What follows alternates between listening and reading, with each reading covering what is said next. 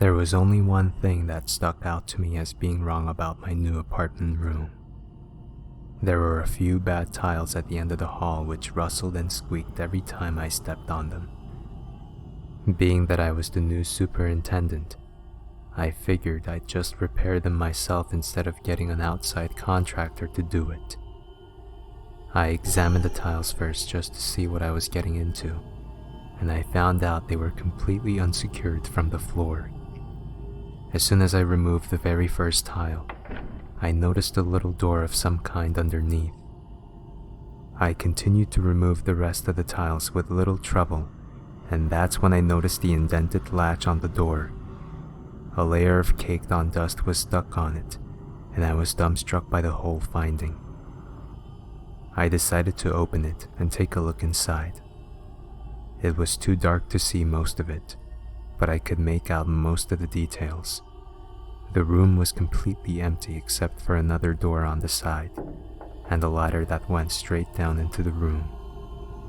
You might think I was so curious that I went down the ladder to take a look, but there was no way in hell I was going down there unless I had a very good reason to. At that moment, I only wanted to get the floor secured and the door completely covered up. After I found it that day, I called the apartment owner and asked him if he knew about the underground room. He sounded as surprised as I was, and he claimed he had no idea it even existed. The rest of the day was rather uneventful until that night. That night marked the first time I started having those weird dreams of my neighboring tenants. Every single one of these dreams consisted of my tenants in the apartment building, going about their daily lives. There was absolutely nothing else in my dreams besides that, and I could recall even the most mundane details of each one. Some of those dreams were particularly disturbing in that they revealed more than I should have known or wanted to see. In one dream, I saw the couple in room 102 arguing in their bedroom about whether they should keep the baby, and in another, I saw the man in 107 leaning towards the knife drawer as he cried his heart out. Half of his arms were covered in cuts and some of those were bleeding pretty badly. The next few nights became the same routine, and I was having trouble stomaching it, yet I didn't want to think too much of it. I figured it was probably just a weird coincidence or some bad brain chemistry. Then I had another dream of a tenant which involved me. In the dream, I was sitting at the kitchen table, and I heard somebody knocking on my door. I got up to see who it was through my peephole, and I noticed a man in a Catholic uniform. He was standing still, staring at the peephole, and he continued knocking. I didn't recognize him as any of my tenants, so I was hesitant about answering the door. So I just stood there for a few moments and stared through the peephole. Then I thought about what I was doing, or rather what I wasn't doing, and I realized how stupid it would be for me to not answer the door. I unlocked the door and swung it open, but I woke up right before I saw the man. I thought about that dream throughout the day, and I couldn't help but wonder about the past events. I had not even the slightest idea as to the purpose of the underground rooms underneath my own, nor the cause of the recent dreams I had been having. Later that night, I was sitting in the kitchen eating dinner when I heard somebody knocking on my front door. I got up to see who it was, and it felt like a ton of bricks fell over me. I could hardly stand and the blood rushed through me. The man standing at my door, whom I could see through the peephole, was the same man as I had seen in my prior dream. It was the man in the Catholic clothing, and I felt just like I did before, but 10 times worse. Yet again, I stood there staring out the peephole, and I mentally refused to open the door for a few moments. Then there was no waiting any longer, as I knew I was the superintendent, and if anybody had an inquiry, I needed to heed their call. So I opened the door and asked the man what he needed. "May I come in?" he asked. "We need to talk." I ushered him into my kitchen, and we sat on opposite sides of each other. There was a moment of silence, and then he continued. You haven't met me yet, but I live in room 109, at the end of the hall. I came here because I know what you've seen in the past few days, and I'd like to offer you a job of sorts. I just stared at him blankly, and I wasn't entirely sure what he was referring to. A tinge of fear struck through me though as I recalled the dreams and the underground rooms. I could only imagine where this was going. What are you talking about? I asked. He had a slight smile now, and he hadn't moved an inch from when he sat down.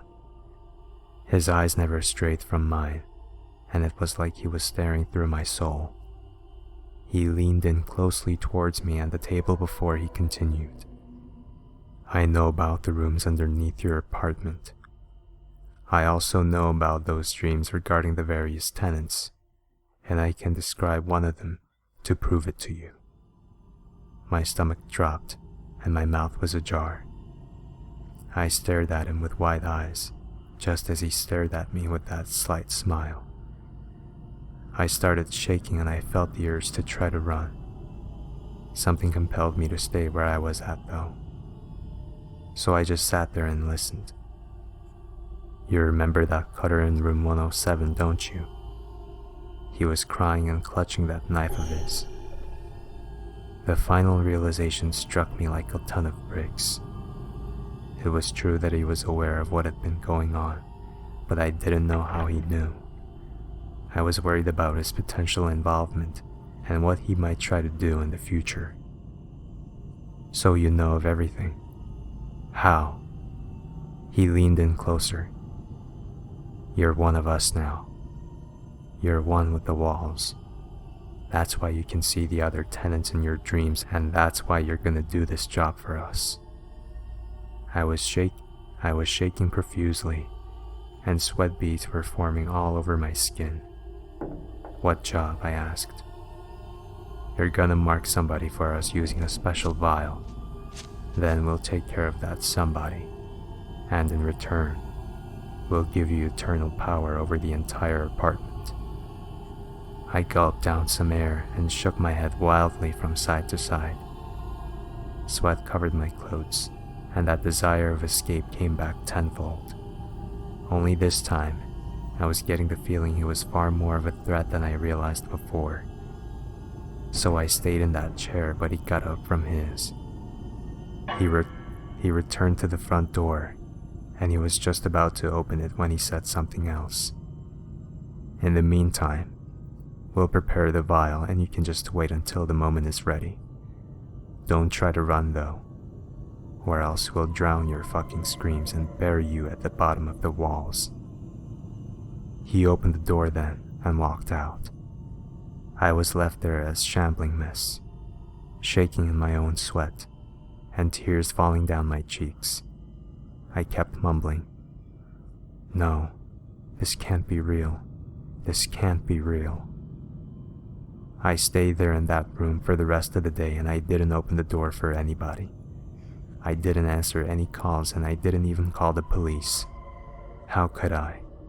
How would they understand what he told me? And what could they even do? I fell asleep later that night, and I had another dream about that man from 107. He was audibly crying, but this time, he was lying under the covers in his bedroom. I noticed a pill bottle not too far from his side, and several pills had been spilled out all over the blanket. His cries were getting quieter, and his facial expressions were becoming more lax. Eventually, his cries went silent, and his eyes were closed as he lied perfectly still in the bed. Then something else woke me up. It sounded like somebody was calling my name from the living room, and I jolted out of my bed. I stumbled towards the light switch and I went out into the hall. That's when I saw the man from 109 at the end in the living room.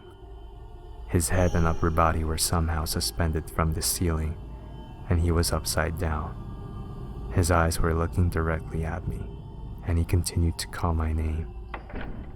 I walked into the living, and looked up at the ceiling where the man was hanging from. His whole body beneath the waist was infused with it.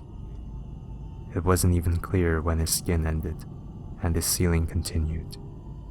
It was like he was one with it. He had his arm up, and he was holding a small glass vial of red liquid. It wasn't marked, and I had no idea of the contents. I know you saw him try to kill himself with those sleeping pills, but he's still alive. He won't be for very long though, and we need him alive as he's the most emotionally vulnerable person we have available to us. Take this vial and use it to subdue him. He doesn't have to consume the liquid. You only need to pour it over him. After that, we'll take care of him. I did the unthinkable then, but I was afraid of the consequences. I took the vial and got prepared to sneak into 107. It was in the early morning hours, and everyone was asleep. It was the perfect time to pull something like this off, but I could only hope that I didn't wake somebody up before then. So I had to carefully and slowly make my way into room 107. Once inside, everything was so simple. I just walked to the man's bedroom, just as carefully as I did before, and he was still in the same position as he was in my dream. Even the sleeping pills were still on the bed. I walked over to his side and I held the vial in my hand as he stared down at him. When I was ready, I did just as instructed and poured the vial on the man. The entirety of the contents poured over his head and remained as still as before. Then I heard the sound of stretching, and when I turned I could see those things forming in the ceiling.